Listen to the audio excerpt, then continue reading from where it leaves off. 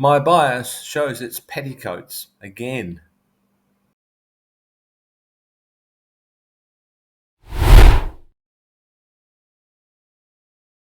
I've been observing recently what a powerful force is bias.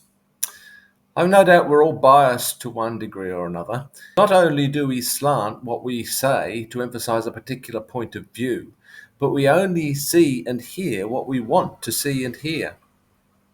On top of which, we also interpret the things we see and hear in a very particular way.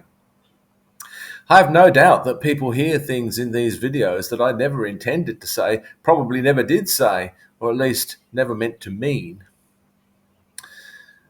Politics is one obvious area where this bias occurs. It's particularly evident in Australia, where the political parties have such very similar policies which shimmer and shift as public opinion changes. To use an analogy from statistics, I suspect that the variance between individuals within a party is equal to, if not greater than, the variance between the parties. What this means in simple language is that you could probably shuffle the members of the parliamentary parties around randomly, and it would make very little difference to either the appearance or policies of those parties. Yet people still manage to get excited about the differences and cling to belief in a particular party as though their lives, or indeed something, anything, actually depended on which party was in power.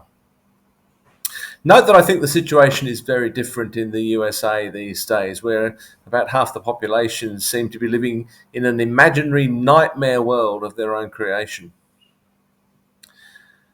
The bias of the supporters of a particular party becomes clear when a statement made by leader A of Party A gives rise to vociferous and energetic objections from the supporters of Party B.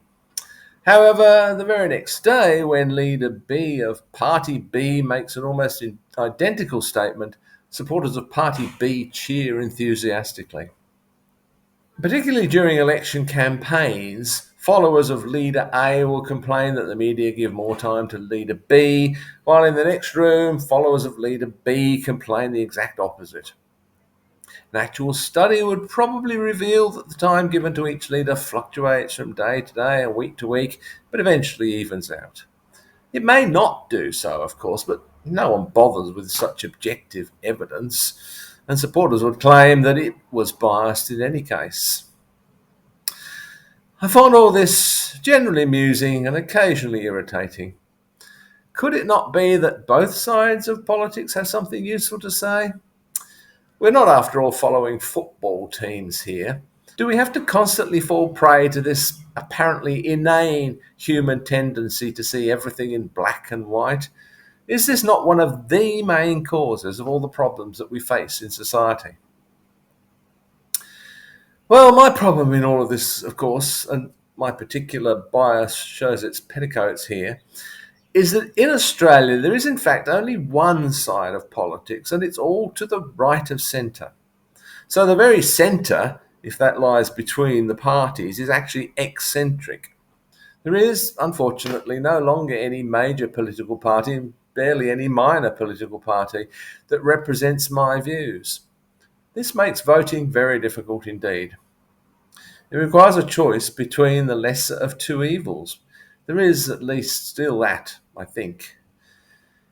Yes, I'm certainly out of step with the current mood and the dominant culture in Australia, but as far as I'm concerned, that's the only sane and healthy position to adopt.